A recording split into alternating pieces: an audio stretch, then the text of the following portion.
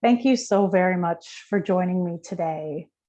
I know that this is most likely one of those sessions that took a little courage and also a little vulnerability to be part of today. So thank you. I would like to take this moment to invite you to absorb this information in a way that might be slightly uncomfortable for you. However, we also want to, really give space to interacting with it as something that's productive for you. So some people find that personal reflection the easiest way of engaging, and others prefer to use a leadership lens on the information. The good news is both are useful and important. Some of the information that you're going to see today might be a little hard to hear.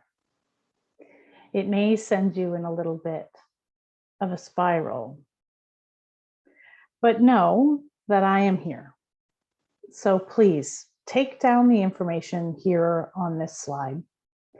And if not for yourself, perhaps for someone else that you may see inside of these stories that I tell you today. And with that, we'll get started.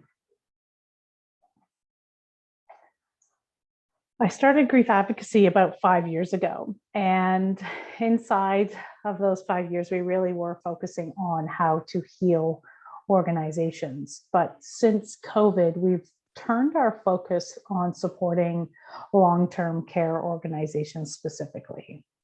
We ensure that all of their employees know that there are supports,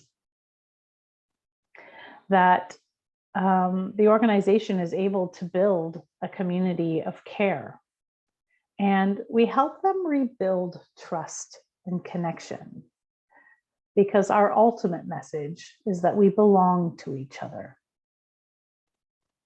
So we really have 3 pillars to that foundation. One, we meet people where they are. And well, that means that there's a lot of places we need to be at once. It means that we have to focus on how to scale and how to personalize this support in meaningful ways. And we do our best to do that. We help leaders hold stories. And while that, I think at some level feels like, well, we're holding all the stories, the key inside of that is the help, is how do we hold the stories without carrying the stories. And then lastly, we really focus on how do we change organizations to include healing in part of their organizational culture. It's really important, especially now. So we're going to go through a few things with you today. We're going to talk a little bit about how do we lead while we're grieving. And there's so many things that can come as part of that picture. We're going to focus on just 5. And I guess you could say inside of this presentation, we're kind of going a mile wide and an inch deep. So there is so much more to all of these things. But hopefully they give you a sense of the bones of what we're doing, the framework of what's important. Okay, so we're going to go through and understand a little bit about what grief actually is. It's not just around death and dying. There's so many things that grief touches. We're going to talk a little bit about what it means to just show up and be honest, to say you don't know what to say. The importance of your worthiness and creating healthy boundaries. We're going to talk about what it means to care for a grieving team, and how all of this, and you as a leader inside of your grief and inside of the grief of your team and your organization, how do we create belonging? So it's a lot, and it's not simple. There's no top 10 to-do lists here. But simply sitting inside of this meeting is a wonderful first step. So thank you. I think it makes sense when we talk about normalizing grief to actually give words to some of the things we're feeling. When I run these workshops in homes specifically, many manager groups come to me and they say, this is the first time I have actually heard what I'm feeling being described. There's often education around grief is really the missing piece to getting this movement towards healing started. So what you're going to hear next may, again, be a little difficult to hear, but it also may be completely clarifying. So I appreciate your willingness to sit and listen to this specifically. There are many types of grief that we're seeing across our cultures and across our lands and across our communities and across our families and friends. But I wanted to focus specifically on the grief that we're feeling inside of our long-term care homes. And this comes mostly from the employee groups that we've been working with, but also I think just from the voices that we hear on the street, right? There's been so much death. Resident death, and death of our colleagues.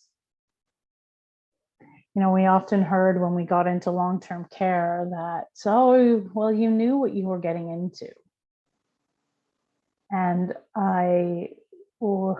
there's nothing more hurtful and more shameful and more isolating than hearing those words. You may have known 500 ways to Sunday that you were helping people at the end of their life. But that doesn't mean it doesn't hurt. Grief still exists despite the fact that we know life comes to an end. And it still hurts. Anticipatory grief is something that I don't think it gets enough street cred. Mostly because we don't know how to deal with it. We don't expect it. We look at it as a struggle rather than grief. Anticipatory grief happens when we're going down an uncertain path that we know at the end there is going to be a loss. But we're not quite there yet. It's that time before the loss when we are fully aware that these are our final days with this particular person, that we actually feel the loss already before they're actually gone. A really good example of anticipatory grief that we're starting to see becoming so much more prevalent is dementia. We are losing the person while they're still standing in front of us. Moral injury is also one of those things that is hard to put words to. It first found words inside of our veterans, who these very wonderful psychologists that were able to come up with, and I think are still trying to figure out the complete definition of moral injury. But what its essence is that we have been required to make decisions and follow orders that go against our moral code. So we can certainly see that in our homes, right? Someone that I work with in one of the large national long-term care organizations said to me, Sarah, we had to put the medical model before our social model. And when that happened, we lost something very, very personal to us.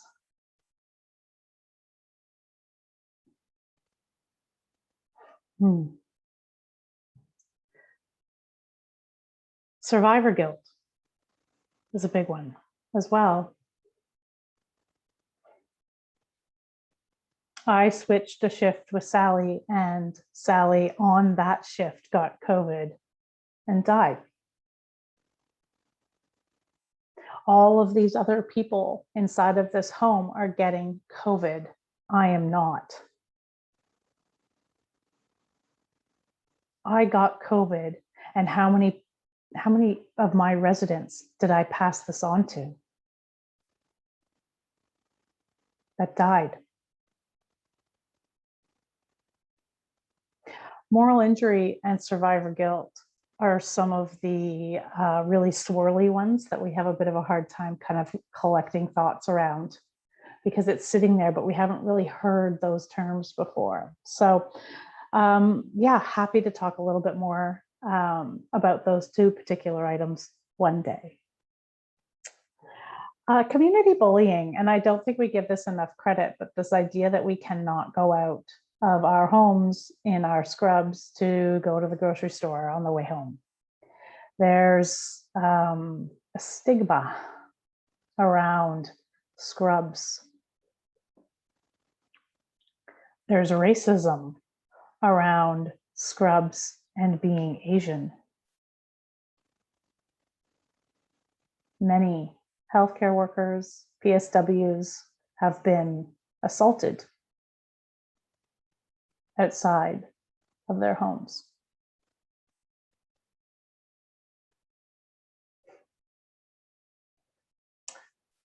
The media has not been kind to long-term care, and in all honesty, I do strongly believe that you are the scapegoat, that you, long-term care, are the sacrificial lamb in a way.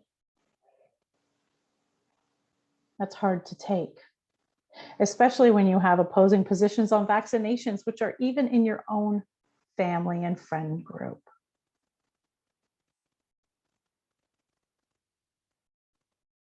It's a lot to take. Ultimately, all of these are some of the top ones that we've been hearing in the work that we've been doing. And I think they summarize quite well in these two last ones, this idea of loss of self. We don't know who we are anymore. We have been changed. We certainly aren't the person we were before COVID. Who are we now? We feel a little bit like a hollow shell. And lastly, this loss of connection. We're carrying so much that we cannot simply connect the way that we used to.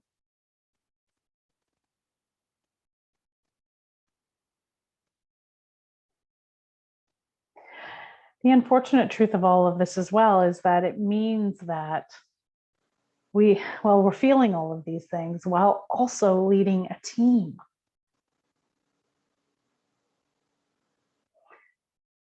Grieving is a skill set that we typically learn as we go. The unfortunate story is that so many of us grieve in silence. So many leaders pack away their grief for the week, as an example, so that they can be perceived as strong, as leaders and mentors. They save it all up and then cry in the washroom or in the car ride home or in bed in the wee hours of the morning. And when I asked leaders, why do you feel like you need to put on this strong front? These are some of the answers I received. I don't know if I can keep it together. I work very hard to keep the lid on that box. It's closed for a reason. If I open up, so will my team, and I can't handle more.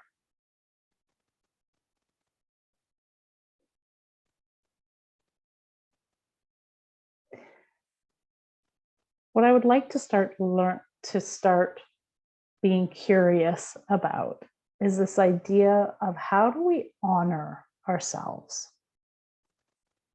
Because this isn't who we are.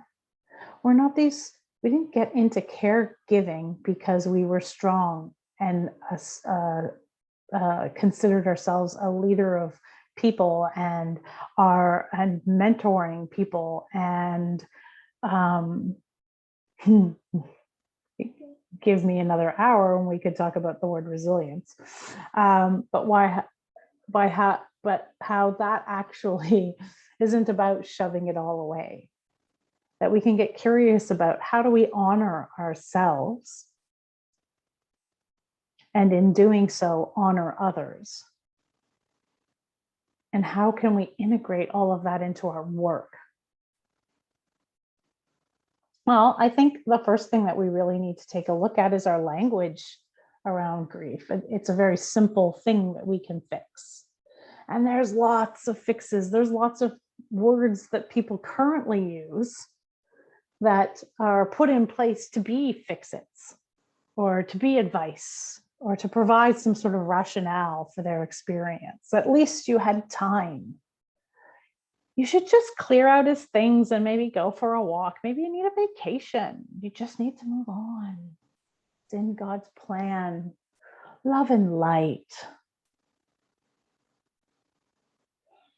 There's two on this little slide that I think I would like to talk about a little bit more deeply. Their name is really medicine for their soul. Hearing their name is medicine. It's a beautiful thing to hear someone that you are thinking about constantly, to hear their name on someone else's lips is meaningful. That said, in some cultures, indigenous cultures specifically, and not all of them, but some of them, by saying their name, you actually are holding their spirit back. So my recommendation would be, before you actually go down that path, you just ask for permission to use their name. May I say John? May I say your brother's name as an example? May I say your father's name? Is a great way of asking.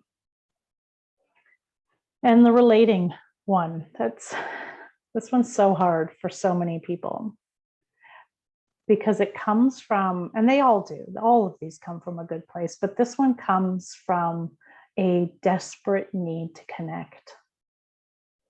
When I lost my best friend, lots of people came to me and wanted to talk about what happened to them when they lost their best friend. And some of it I related to, and some of it I didn't. And by some of the stories that came to me, some of the stories that came to me were actually doing more harm than good. It diminished what I was feeling, because my friend certainly didn't die violently or in a bit of a different situation. And despite the fact that it comes, from a good heart, the way that it lands is actually a little disheartening. So what I would suggest is that when we try to relate, or we think that we can help somebody because we've been through the same thing, is not to necessarily start with telling our own story. That you can sit inside of their story and hold their story. And that eventually you will be able to connect on the stories that both of you hold. So just with the relating one, my recommendation is to hold back a little bit. And by doing so, you're honoring the place that the griever is in that moment. They just want to feel the feels without feeling your feelings too. Okay. So that was a lot to say, all the things that we can't say or we shouldn't say, or we should rethink about how we say. But what can we say? What are some of the things that actually hit home in the way that we intend them to? My go-to sentence that I say when I am so busy and so full and I don't really know the person that's coming to me, and I have to find something quick, fast to say, the first thing that comes out of my mouth is, I don't have words, but I am here for you.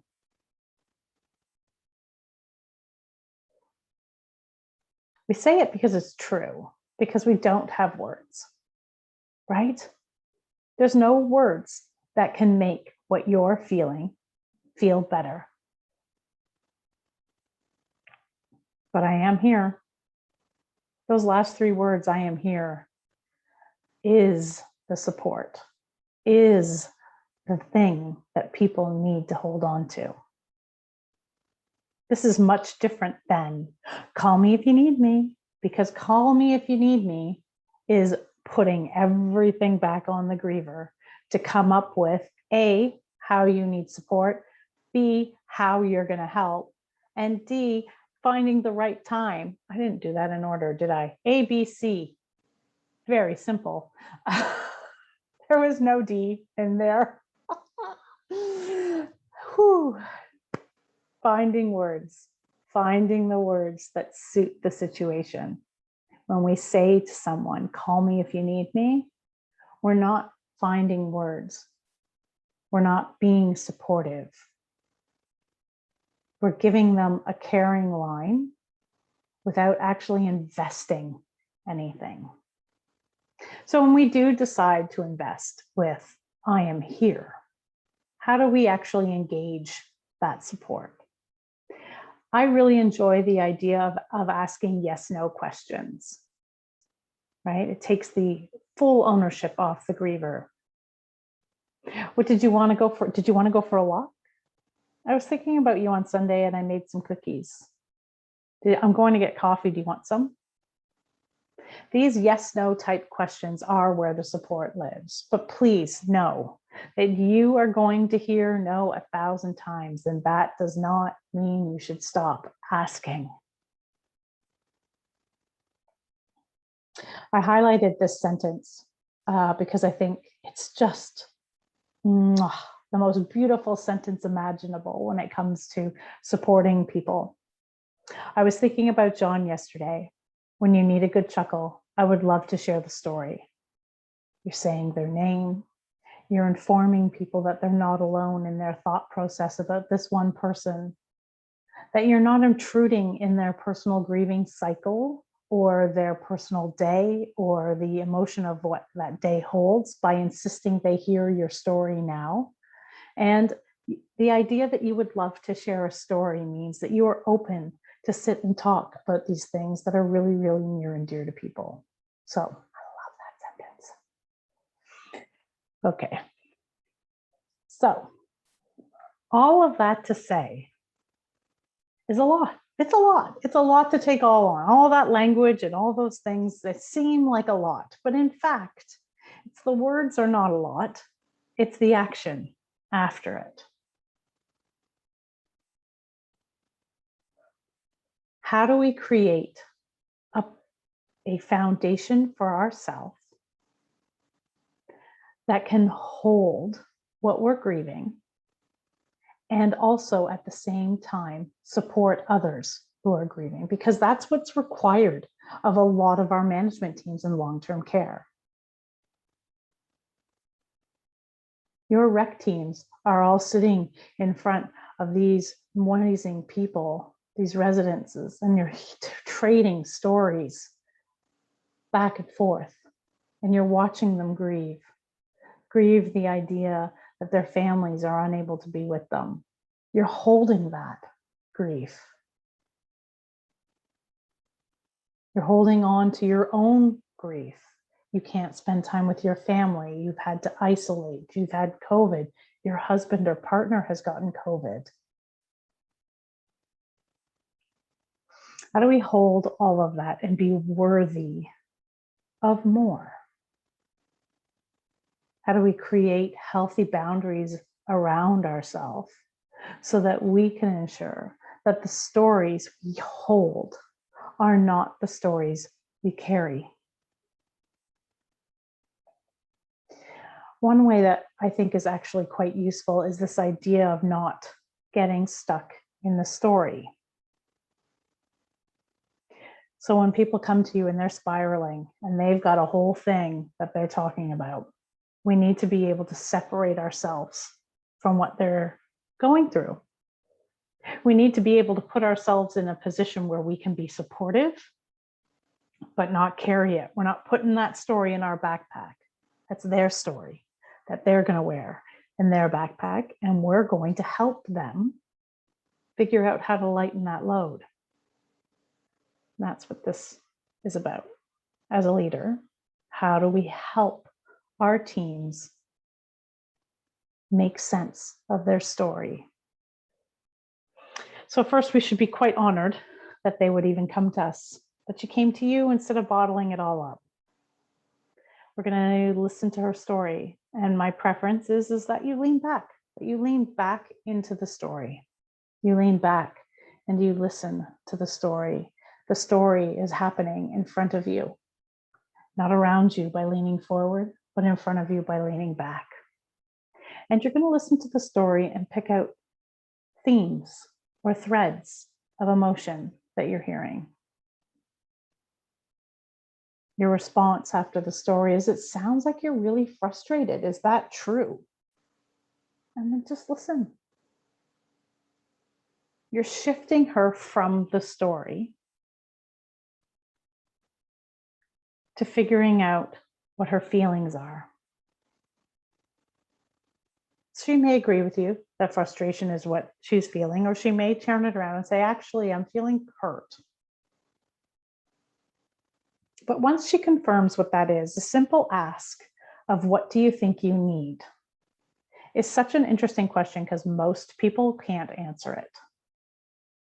And when we do, it's typically we just need other people to do something. So we're going to hold on to that just a little bit. What do you think you need? Once she's confirmed what she thinks she needs, a simple ask of what, okay, so if you need her to change the way she interacts with you, as an example, what do you have control over right now? This idea of what we have control over, right? When we pull our control piece out of the story, we now can create an action plan. Because we often get really upset about things we cannot control. We focus in, by focusing in on what is in our sphere of control, it helps us make an action plan. And it pulls some of that frustration away from us. So I really love the way that this very simple exercise turns you in from being possibly carrying the whole story, fixing the whole story, being the mediator of the conversation between two parties, going to head office and figuring things all out and coming back and delivering the solution, to what do you have, how are you feeling? What do you need? What do you have control over? And what's the plan? So getting stuck in the story. Another way that we can really help our teams is by understanding a little bit more around our self-awareness. Now, I do this exercise, and I'm going to keep this slide quite brief because it can go, is really focus on two scores. I do number 1 and number 2. What is your personal life score and what is your work life score? I score these between 1 and 5. And I have my whole team just say their numbers. And in our meetings, in all of our meetings, 2, 3, 6, doesn't exist. 4, 3, we hear all these people shouting out all these numbers. And it's actually quite amazing because I've done this exercise in some homes. And as I walk down the halls, I just hear numbers being shouted at me. And it's just a beautiful thing because I'll hear 2 for a work life score or a personal score from the same person a couple times.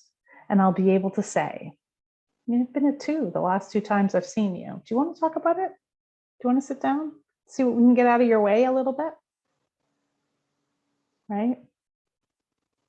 The body comfort score and the mental sharpness score are things I like to score on a personal level. I like to know how sharp I am one day because, sleep is kind of everything. Stress is big. Yeah, big day before, the next day you might be a little dull, right? And the body comfort score is important too because it connects us back to our body. And typically we take a couple Advil and we just keep on trucking. But if we actually are aware that our body score has been a 2 for 4 weeks in a row, maybe it's time to do some nourishing. So what do we need to nourish today?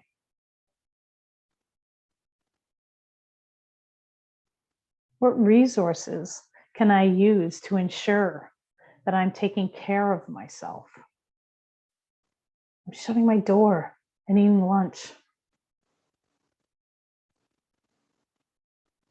I'm going for a walk. I need to breathe in a full breath of fresh air. Water always makes me feel better. I'm going to go chug a bunch of water throughout the afternoon. I'm going to see if I can hit some water goals. I'm going to change my shoes today. I'm going to wear the comfortable ones today. That is self-care. That is knowing how to nourish yourself. And the last one, how will I let my team know what I need, is the hardest one, but also core. So when my mental sharpness score is low, I can say in a meeting, guys, listen, my mental sharpness score is like all-time low today. And this meeting is so important to me. Would anybody mind taking notes?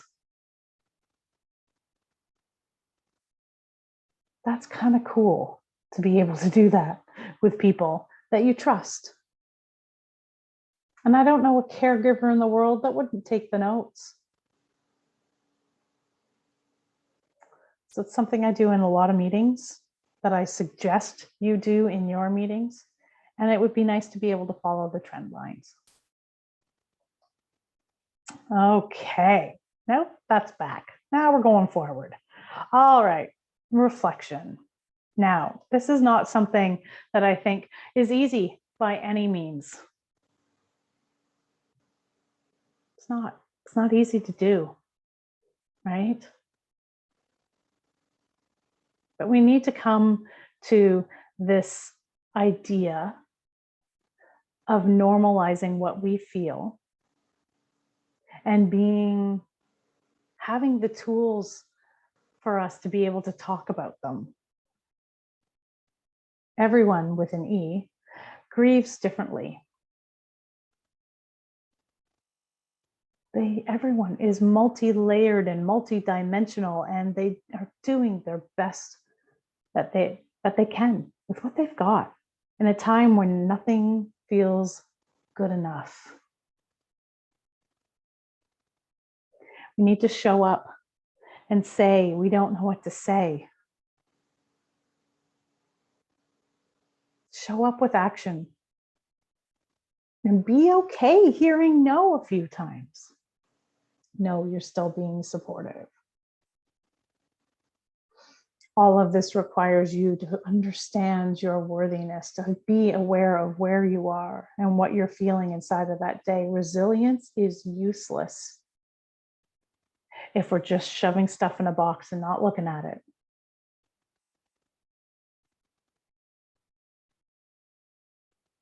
Building safe and healthy boundaries around ourselves.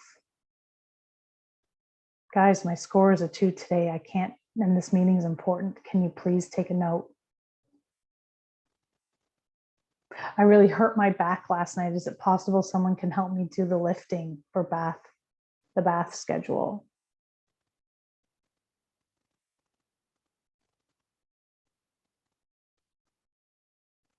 Worthiness and boundaries are important in order to make this idea of holding on to what we have to hold on to okay, especially while we are caring for a grieving team.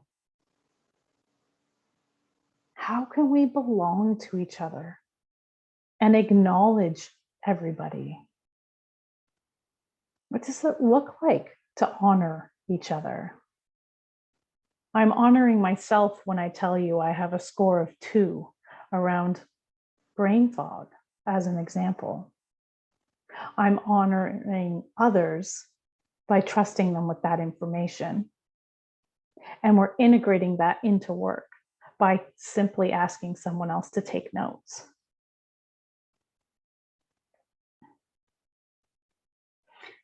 And creating belonging.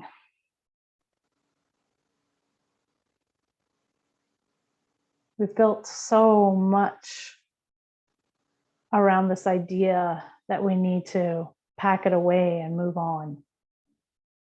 We need to push it aside and keep going. If you can't stop crying, get out of the way. Those are exactly the skills and the feelings and the emotions that drove us into this role, into a caregiving role in the first place. So how can we honor those as a leader? How can we honor those in our teams? And how can we make them as part of our leadership skill just as much as they are part of our grieving skills? Thank you. I do hope that as we move on throughout the course of COVID, that you also take into consideration some of these different types of support questions you can ask or offer. And I believe we're going to be sharing these presentations with you. So I'm excited by that. I've kept mine as plain as possible so you can print it out. It's good. All right. And lastly, I just wanted to thank you. Thank you so very much for being here, for being willing to hear some of the harder things, but also perhaps take on some of these skills, some of the scoring, some of the story support that you learned today. And as always, I am here. I am here if you need anything. My contact information is on the slide. Just shoot me a note. I'm always here. Thank you so much. And I look forward to hearing from you. Bye-bye.